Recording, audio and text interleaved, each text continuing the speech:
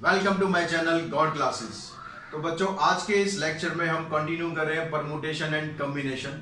पिछले 7 पार्ट्स में मैंने आपको परमुटेशंस के बारे में बताया, जिसमें हमने लीनियर परमुटेशन के बारे में पढ़ा था। लीनियर मतलब किसी भी अगर हमें अरेंजमेंट करनी है तो उसको स्ट्रेट लाइन में किस तरह से अरेंज किया जाता है। आई होप आपको वीडियोस पसंद आए होंगे और उससे आपको कुछ बेनिफिट भी ज़रूर मिला होगा। अगर ऐसा है तो वीडियोस को ज़रूर आप लाइक करें, शेयर करें अपने दोस्तों के साथ। साथ ही चैनल को सब्सक्राइब करना ना भूलें, और सब्सक्राइब किया हुआ है तो बेल आइकन पर ज़रूर आप प्रेस करें ताकि आगे आने वाली वीडियोस भी आप तक पहुंचती रहें। तो आज का हम लेक्चर स्टार्ट करते हैं। आज हम बात करते हैं सर्कुलर परमुटेशन के बारे में। लीनियर परमुटेशन, सर्कुलर परमुटेशन, दोनों में डिफरेंस क्या है? अगर देखो बच्चों, फार्मूले के हिसाब से मैं बात करूं तो सर्कुलर परमुटेशन का बड़ा सिंपल सा फार्मूला है। वो फार्मूला भी मैं आपको बताऊंगा। फार्मूला आप याद कर लेंगे, याद हो ही जाएगा, एक्चुअली लिखते लिखते याद हो जाएगा। लेकिन जो बेसिक चीज़ है कि इनका डिफरेंस क्या होता है, कहाँ पर आपको सर्कुलर परमुटेशन लगानी है, और जो फार्मूला हम डिराइव करेंगे वो क्यों फार्मूला बना, कैसे बना, तो वो सब चीज़ मैं आपको बताऊंगा। कुछ क्वेश्चंस करेंगे ताकि इसके बारे में आप और अच्छी तरह प्रैक्टिस कर सकें और बिल्कुल इसमें परफेक्ट हो सके।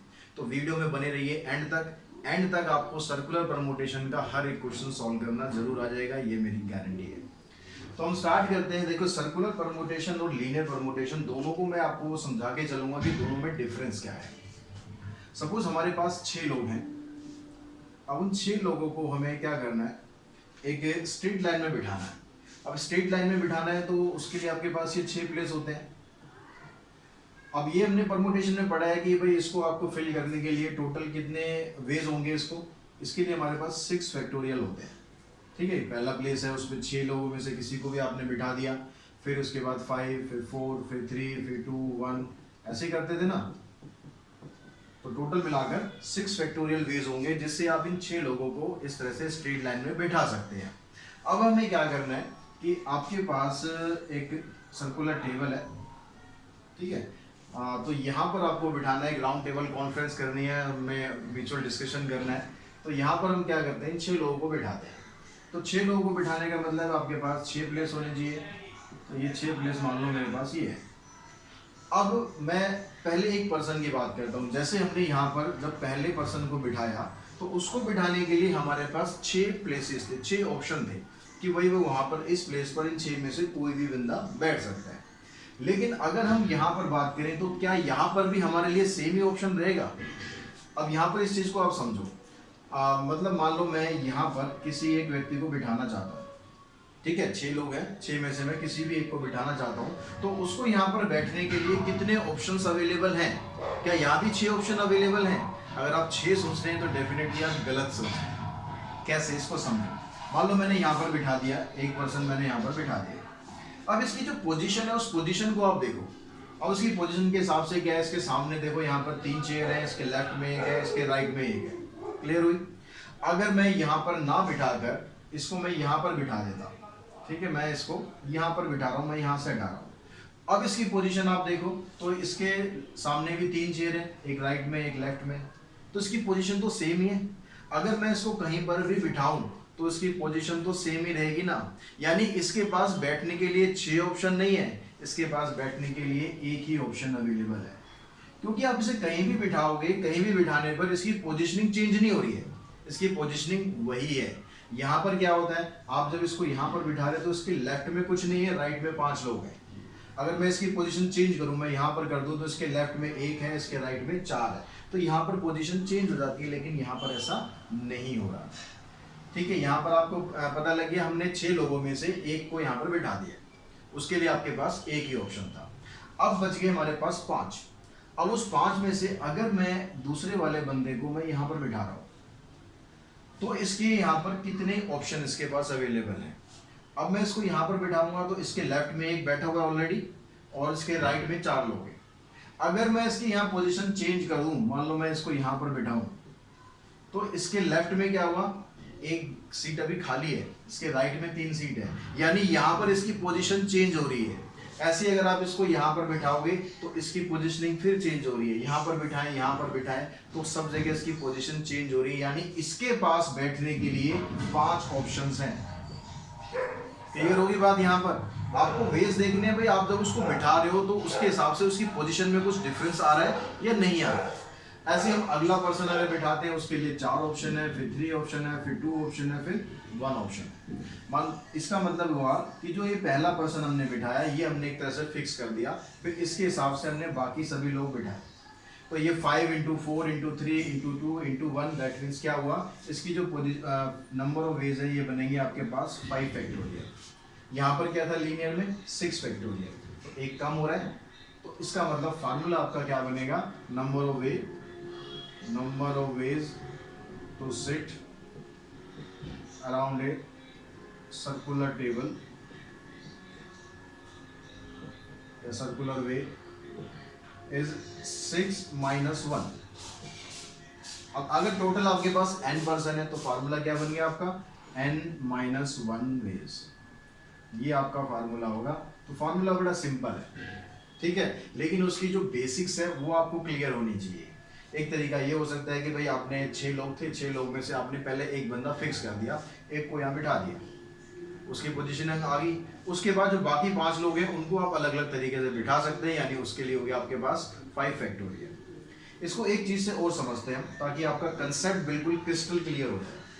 अगर हमारे पास इसका आप स्क्रीनशॉट ले सकते हैं, मान लो मेरे पास यहाँ पर 3 लोग हैं, ठीक है, मैं 5 में थोड़ा 6 में ज़्यादा हो जाएगा, तो 3 लोग ले लेते हैं। अब इन 3 लोगों को हम अगर बिठाते हैं लीनियर में तो क्या होगा, आप ए बी सी ऐसे बिठा सकते हैं, ए सी बी ऐसे बिठा सकते हैं, या फिर B A C, B C A, C A B, C B A. तो टोटल आपके पास यहाँ पर 6 वेज होंगे इनको बिठाने के लिए। लेकिन जब सर्कुलर परमुटेशन की बात करते हैं तो आपके पास मैं ये जो 6 तरीके हैं मैं इनको यहाँ पर 6 सर्कल से एक्सप्रेस करता हूँ, और आपके पास हर जगह 3 लोग आपको बिठाने, तो ये 3 हमारे पास पोजीशन आ गई, ठीक है। कैसे कैसे बिठा रहे हैं, हम यहाँ से स्टार्ट करते हैं, ए बी सी, फिर क्या यहाँ पर ए सी बी, फिर है बी ए सी, फिर है बी सी ए, फिर सी ए बी, उसके बाद है फिर सी बी ए। अब जो लीनियर परमुटेशन होती है, जब आप लाइन में बिठाते हो तो उसमें एक एंड होता है, एक लेफ्ट एंड होता है, एक राइट एंड होता है, कि वहां से उसकी पोजीशन के हिसाब से आप देख सकते हो।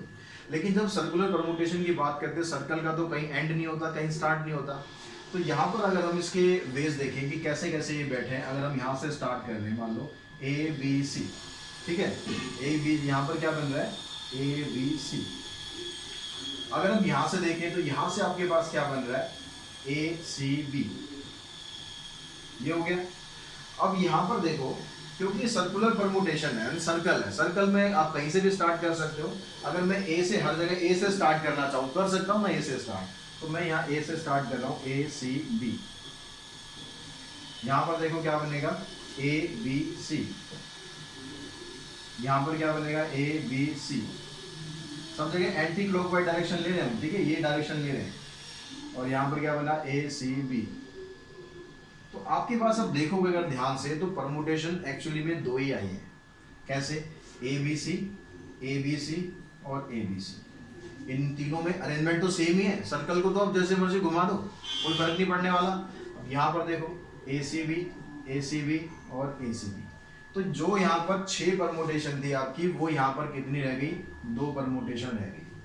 अब 6 यहाँ पर कैसे आता है, क्योंकि आपके पास 3 लोग थे, यानी 3 फैक्टोरियल कर दिया, 3 फैक्टोरियल यानी 3 इंटू 2 इंटू 1 यानी 6 हो गया। यहाँ पर 2 आ रहा है, 2 का मतलब क्या हो गया, इसको हम ऐसे लिख सकते हैं 2 इंटू 1, 2 इंटू 1 का मतलब क्या हो गया, 2 फैक्टोरियल। तो यहाँ पर 3 फैक्टोरियल था, यहाँ पर हो गया 2 फैक्टोरियल। तो फार्मूला हमारा क्या था, n माइनस 1, यानी यहाँ पर अगर आप देखोगे तो अगर सर्कुलर परमुटेशन की बात करूँगा, इस फार्मूले में आपने लगाया तो 3 माइनस 1 यानी 2 फैक्टोरियल आ गया। तो आप इस तरीके से भी समझ सकते हो। मकसद ये है कि आपको उसका बेसिक्स अच्छी तरह क्लियर हो जाए कि सर्कुलर परमुटेशन क्या होता है। तो अब देखो बच्चों, यहाँ पर एक चीज़ और समझते हैं कि अगर आपके पास मान लो कुछ लोग हैं, आपको क्या, आपने क्या करा, उन सबको आप एक राउंड टेबल पे बिठा दिया। मान लो यहाँ पर ए आ गया, इधर बी आ गया, इधर सी आ गया, इधर डी आ गया, इधर ई आ गया। अगर मैं इसमें यहाँ भी बिठा देता हूँ, मैं 2 अलग अलग सिचुएशन ले रहा हूँ, तो यहाँ पर ही हमने इसको बिठा दिया। अब यहाँ पर आपको ये बताना है कि number of way for arranging a person along a round table so that no person has the same two neighbour, कि आपके पास कि ऐसा मतलब नंबर ऑफ पर्सन आपको बताने हैं कि no person has the same two neighbour, दो जो है सेम पड़ोसी नहीं आने चाहिए। ऐसे आप कितने वेज बना सकते हैं। अब यहाँ पर अगर आप देखोगे तो मान लो मैं ए से अगर स्टार्ट करूँ और डायरेक्शन में एंटी क्लॉकवाइज लूँ, तो डायरेक्शन अगर एंटी क्लॉकवाइज लूँगा तो इसका मेरा ए का जो पड़ोसी है वो एक तो बी बन गया और एक ई बन गया, ठीक है। और अगर डायरेक्शन हम इसको क्लॉकवाइज कर देते हैं तो भी जो पड़ोसी है वो तो बी और ई रहेगा, बस फर्क क्या हो जाएगा, इधर इसके मतलब ऐसे स्टार्ट कर रहे हैं तो पहले ई आएगा फिर बाद में इसके बी, ऐसे स्टार्ट कर रहे हैं तो पहले बी आएगा फिर बाद में ई है, तो इतना फर्क है, लेकिन पड़ोसी तो दोनों सेम ही रहेंगे। तो यानी जो टोटल परमुटेशन अगर हम इन पांचों की निकालें तो टोटल परमुटेशन क्या बनेगी इसकी 5 - 1 जैसा भी हमने करा, ठीक है। अब उसमें से लेकिन आपको दोनों तरफ से अरेंज करने की जरूरत नहीं है, क्योंकि आपको क्या करना है, सेम नेबर नहीं होने चाहिए। अगर आपने ऐसे भी ले लिया, अगर आपने ऐसे भी ले लिया तो दोनों केसेस में क्या होगा, नेबर उसका सेम आ रहा है, तो आपको दोनों तरफ से केस नहीं लेने, एक ही तरफ से केस लेना है। दैट मीन्स आपके पास क्या हो जाएगा, फार्मूला बन जाएगा n - 1 डिवाइडेड बाई 2, टोटल जितनी परमुटेशन आएगी उसका हाफ कर देना है, क्योंकि अब आपको क्या करना, अरेंजमेंट एक ही तरफ से देखना है, दूसरी तरफ से नहीं लेना है। क्लियर होगी बात। तो इसका फार्मूला ये होगा, क्वेश्चन जब भी आपसे पूछा जाएगा कि no person has the same two neighbour is, total permutation निकालेंगे सर्कुलर परमुटेशन के फार्मूले से n - 1, उसका कर देना है आपको आधा, तो उससे आपका ये निकल जाएगा। अब इसके कुछ क्वेश्चंस कर लेते हैं, इस क्वेश्चंस को आप करेंगे तो फिर इजीली समझ पाएंगे कि क्या इसमें आपसे पूछा जाता है, किस किस तरीके से क्वेश्चंस होते हैं। तो यहाँ जो सबसे पहला क्वेश्चन है ये ML अग्रवाल की एक्सरसाइज 7.5 है। तो इस एक्सरसाइज में सबसे पहला जो क्वेश्चन है वहाँ कहता है आपसे, इन how many ways can 4 person A B C D be seated in a circular table। 4 लोग हैं, उन 4 लोगों को एक सर्कुलर टेबल पे बिठाना है, तो कितने वेज होंगे। अब यहाँ पर फार्मूला आप लगा देंगे सीधा, क्या करना है आपको, 4 लोग हैं तो 4 - 1 फैक्टोरियल, यानी आंसर आ गया आपका 3 फैक्टोरियल, 3 × 2 यानी 6। क्लियर होगी बात, ज़्यादा एक्सप्लेन करने की जरूरत तो आई थिंक है नहीं। ऐसे सेकंड क्वेश्चन में कहता है, इन how many ways can 6 person be seated around a circular table. अगर आपके पास 6 लोग हैं तो उनको आप सर्कुलर टेबल पर कैसे बिठाएंगे, तो यहाँ क्या हो जाएगा 6 - 1 यानी 5 फैक्टोरियल, इसको आप सिंप्लीफाई कर देंगे, कितना हो गया, 5 4 20, 2 3 6, 6 2 12 यानी 120 वेज, 120 वेज होंगे जिससे आप इनको बिठा सकते हैं। थर्ड क्वेश्चन की बात करें तो क्या आता है, how many ways can 5 person A B C D and E seated around a circular table if B and D sit next to each other। अब क्या कह रहा है आपसे कि B और D जो है वो एक दूसरे के आगे बैठते हैं, मतलब साथ बैठते हैं, B and D sit next to each other। क्या है यहाँ पर आपके पास टोटल पर्सन है 5, टोटल पर्सन आपको दिए हुए हैं 5, उसमें से कंडीशन आपको दे दी इसने फर्स्ट पार्ट में कि B and D sit next to each other।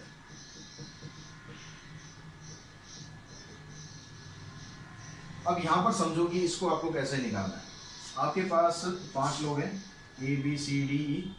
अब इसमें से कह रहा है B और D दो है एक दूसरे के आगे बैठते हैं, मतलब मान लो यहाँ पर आपने पहला एक जन आपको फिक्स कर देना है।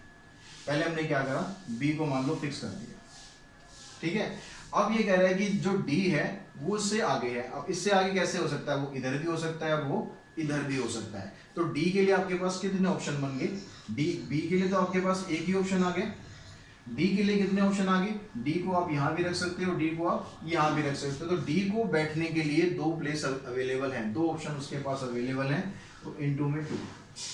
अब कितने लोग रह गए आपके पास, 5 लोग थे, 5 में से 2 को तो आपने बिठा दिया, 2 को तो सीट दे दी, बाकी 3 अभी खड़े हैं, अब उन तीनों को भी बिठा देते हैं। अब उन तीनों को बिठाने के लिए आपके पास कितने ऑप्शन है, 3 फैक्टोरियल, 3 फैक्टोरियल इसको सॉल्व कर दो, तो 2 इंटू में 3 इंटू में 2 यानी इसको अगर फैक्टोरियल एक्सपेंड करोगे तो इंटू 1 तक और लिख देना, 2 3 6, 6 2 12, तो 12 वेज होंगे जिससे हम इसको इस तरीके से बिठा सकते हैं।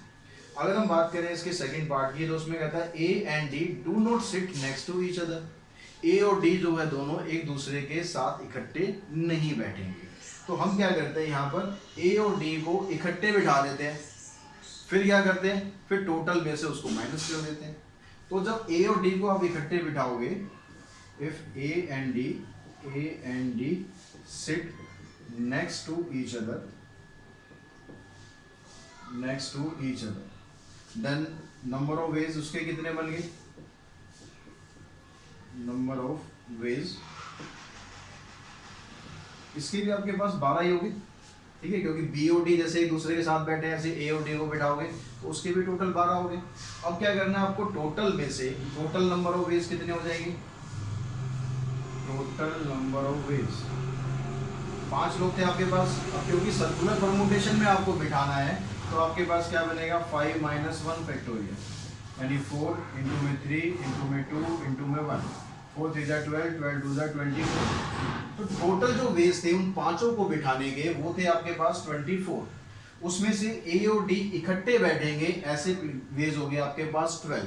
तो अगर ए और डी को आपको इकट्ठे नहीं बिठाना है तो क्या होगा, जो कि एक्चुअल में क्वेश्चन में पूछा गया है, A and D do not sit, A and D do not sit next to each other. इसके लिए आपको क्या करना है, जो टोटल आपने वेज बनाए थे 24 उसमें से आपको माइनस कर देने हैं कि अगर ए और डी को आप इकट्ठे बिठा रहे हैं उसके वेज थे 12, तो 24 में से 12 आपको माइनस कर देना है, यानी आंसर आ जाएगा इसका भी आपके पास 12। क्लियर होगी बात आगे समझ में। अब यहाँ क्वेश्चन नंबर 4 है, उसमें भी आपको सेम बिल्कुल ऐसे ही है, वो मैं आपके लिए छोड़ रहा हूँ, एक बार समझा देता हूँ। यहाँ कहते हैं how many ways can 7 boy be seated a round table that 2 particular boys are next to each other. 2 particular boy, कोई भी आप ले लो, मान लो ए और बी ले लेते हैं, कि उन दोनों को आपको इकट्ठे बिठाना है। तो जैसे आपने यहाँ पर ये वाला पार्ट किया था सेम ऐसे ही करना है। पहले वाले के लिए आपके पास एक ऑप्शन है, दूसरे वाले के 2 ऑप्शन है, बाकी बच गए आपके 5 फैक्टोरियल से मल्टीप्लाई करेंगे। फिर सेकंड पार्ट में कहता है कि अब उनको सेपरेट करना है, उनको अलग बिठाना है, तो उसके लिए क्या करेंगे, इस सेकंड पार्ट की तरह कर देंगे। भाई दोनों को आपने इकट्ठे बिठाया वो निकाल लेंगे, फिर टोटल निकाल लेना है, टोटल कितना आ जाएगा, क्योंकि 7 लोग को आपको सर्कुलर परमुटेशन में बिठाना, तो 7 - 1 6 फैक्टोरियल।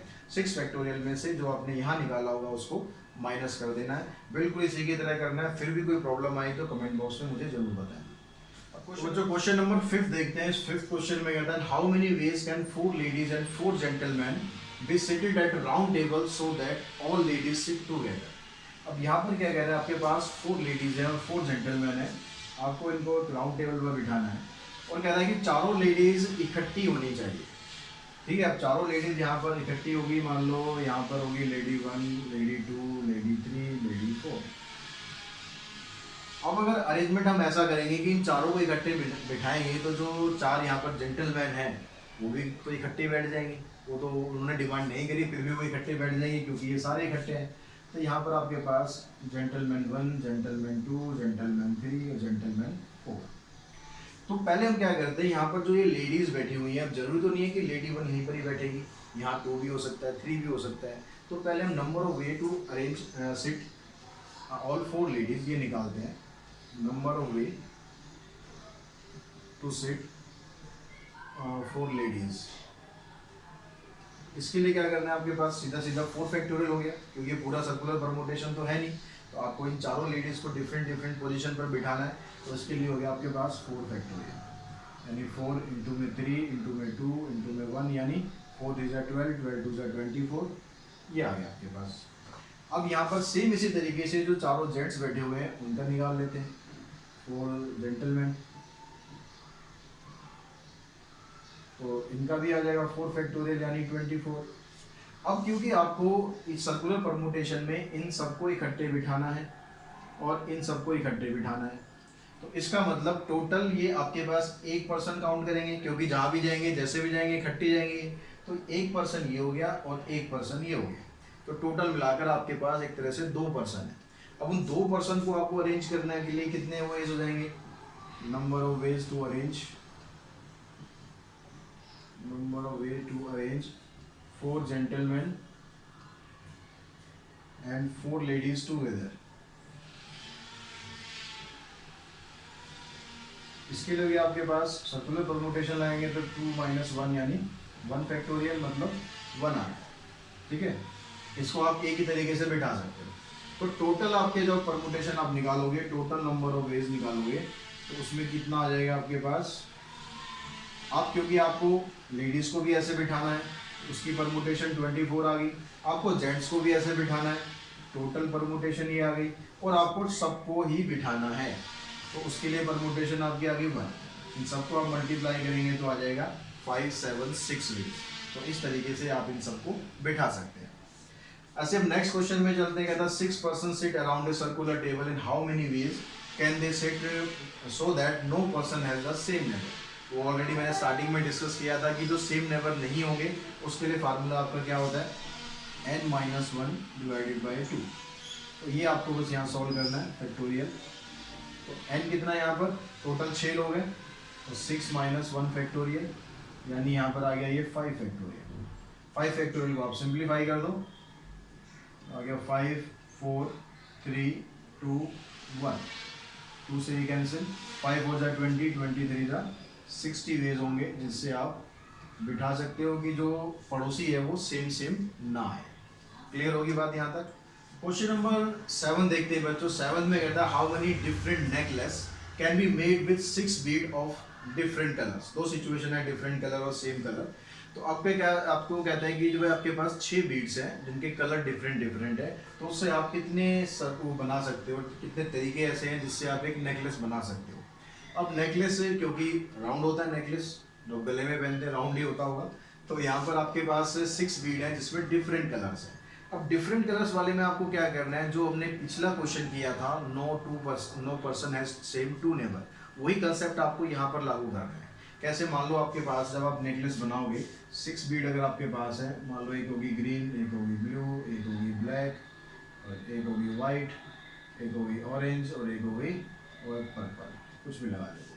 तो अगर मान लो मैं ये वाला लेता हूँ, तो इसमें अगर मैं ऐसे अरेंजमेंट करूँ या ऐसे अरेंजमेंट करूँ, तो उस केस में क्या होगा, दोनों केस में जो इसके साथ में जो बीड्स है वो या तो ब्लू आएगी या फिर वाइट आएगी। तो ये जो दो अरेंजमेंट है ये एक्चुअली में एक ही अरेंजमेंट माना जाएगा।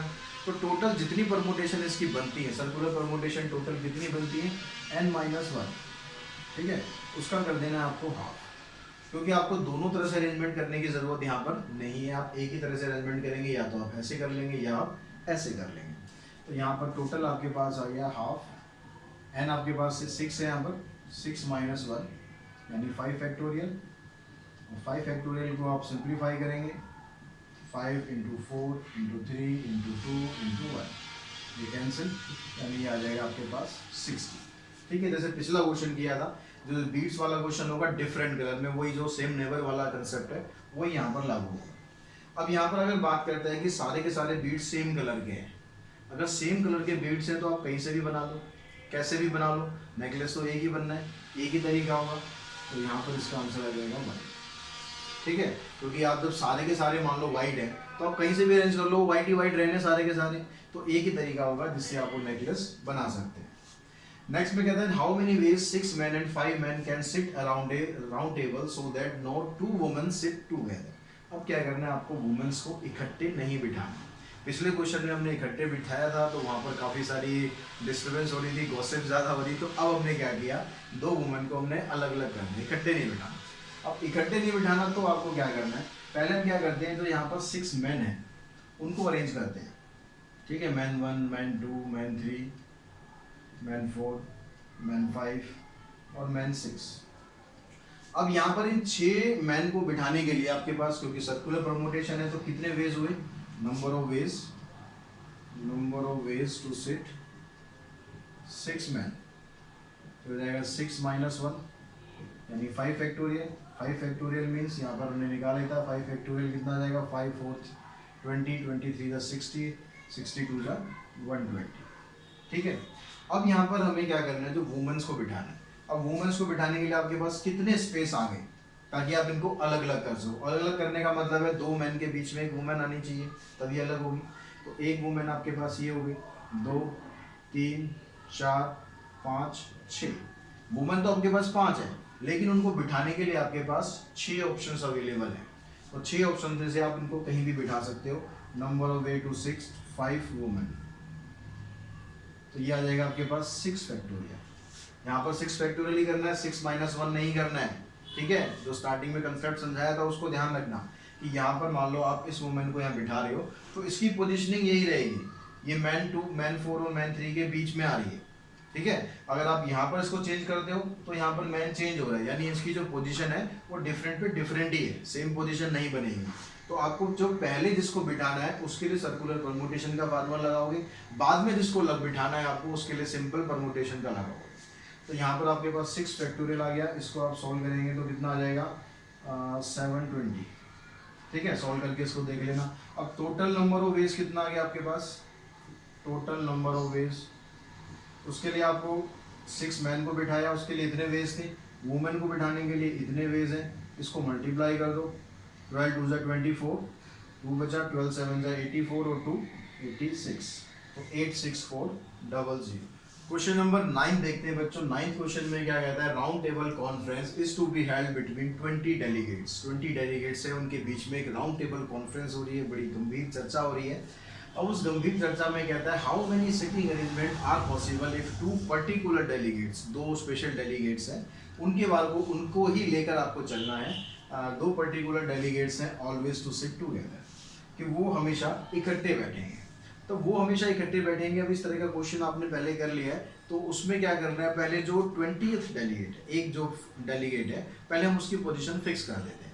अब उसकी पोजीशन फिक्स करने के बाद, जैसे यहाँ पर आप समझो आपके पास 20 डेलीगेट्स हैं, 20 डेलीगेट्स में एक की पोजीशन आपने फिक्स कर दी, भाई वो यहाँ पर बैठ गया। अब ये कह रहा है कि जो दूसरे वाला है वो उसके साथ ही बैठेगा।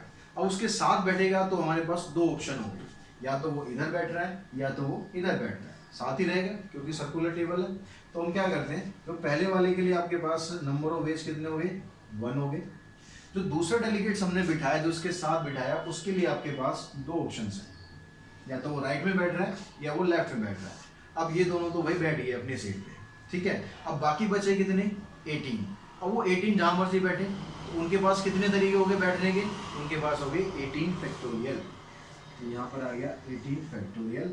अब 18 फैक्टोरियल आप सॉल्व मत करना, इसको ऐसे ही रहने देना, क्योंकि फैक्टोरियल जब बहुत ज़्यादा बड़ा होता है तो आपको सिंप्लीफाई करने की ज़रूरत नहीं है, उसको फैक्टोरियल में ही एक्सप्रेस करना है। क्लियर हो गया फर्स्ट पार्ट। सेकंड पार्ट में कहता है नेवर टू सिट टुगेदर, कि वो दोनों इकट्ठे बैठेंगे ही नहीं। तो उसके लिए क्या तरीका बताया था हमने, इस तरह का क्वेश्चन भी पहले क्या किया, पहले टोटल निकालो। टोटल कितना हो गया, टोटल जब आप 20 लोगों को राउंड टेबल में बिठा रहे हो तो टोटल कितना हो जाता है, 20 - 1 यानी 19 फैक्टोरियल। उसमें से जो हमने 7 बिठाया था उसका फैक्टोरियल माइनस कर दो, कितना बिठाया था, 7 बिठाया था, तो ये आ गया 2 इंटू में 18 फैक्टोरियल। इसको सिंप्लीफाई करेंगे, ये आ गया 19 फैक्टोरियल, 19 फैक्टोरियल माइनस 2 इंटू में 18 फैक्टोरियल। अब इसमें से 19 को आप लिख दो 19 इंटू में 18 माइनस 2 इंटू 18। 18 फैक्टोरियल कॉमन निकाल लो, 18 फैक्टोरियल आपने कॉमन निकाला, क्या बच गया यहाँ से, 19 माइनस 2 यानी 17 हो गया। तो 18 फैक्टोरियल इंटू में 17, ये आपका आंसर आ जाएगा। अब यहाँ पर कहता है always separated by exactly 1 person, यानी उन 2 लोगों को बीच में हमेशा एक रहेगा, उनको सेपरेट ही रखेगा, साथ साथ बैठेंगे तो लड़ाई हो सकती है उनकी। तो क्या किया, वो इस दोनों के बीच में हमेशा कह दिया भाई एक बंदा तो बैठेगा ही बैठेगा।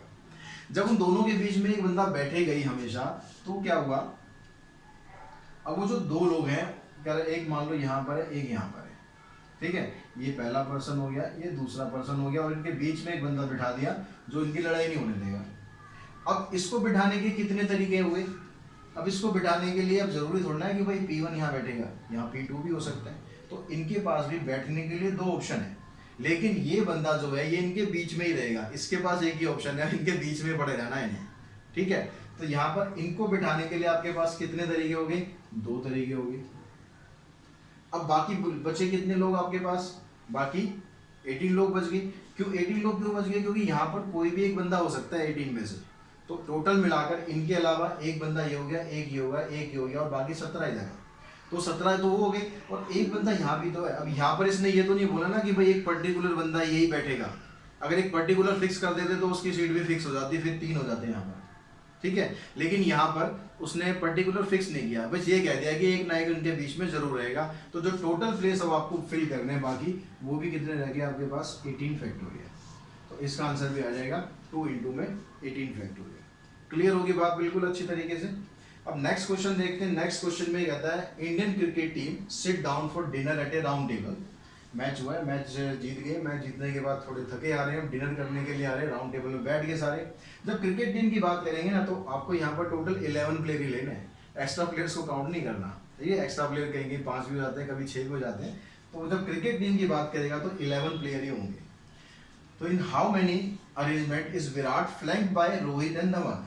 अब जब वो सारे के सारे राउंड टेबल पे ऐसे बैठे तो क्या किया गया, विराट को तो भाई बीच में बिठा दिया। बीच का मतलब कहीं भी विराट जी बैठे। अब उसके दोनों तरफ जो है, एक तरफ रोहित है, एक तरफ धवन है। एक तरफ रोहित है और एक तरफ धवन है। वो कुछ भी हो सकता है, रोहित धवन ये में से कोई एक इधर होगा या कोई एक इधर होगा। तो यहाँ पर भी इनके पास बैठने के लिए कितने होंगे, विराट का तो फिक्स हो गया, विराट तो इनके बीच में बैठेगा। अब रोहित और धवन के पास बैठने के लिए 2 ऑप्शन है, या तो रोहित इधर आ जाए या धवन आ जाए। तो यहाँ पर क्या आ गया आपके पास, 2 फैक्टोरियल। अब ये 3 लोग तो बैठ गए, इन 3 लोगों की अरेंजमेंट कितनी होगी, 2 फैक्टोरियल। अब बाकी लोग कितने बच गए प्लेयर, 8 प्लेयर और बच गए। उन 8 को हमने बिठा दिया, 8 को बिठा दिया, यानी क्या आ गया 8 फैक्टोरियल। अब इस 8 फैक्टोरियल को आप सिंप्लीफाई कर देंगे तो आपका आंसर आ जाएगा।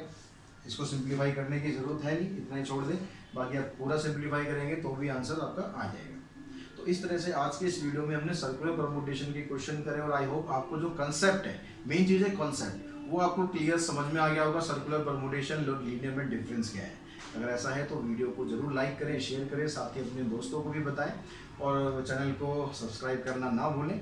आज की वीडियो में इतना ही। Thanks to all of you.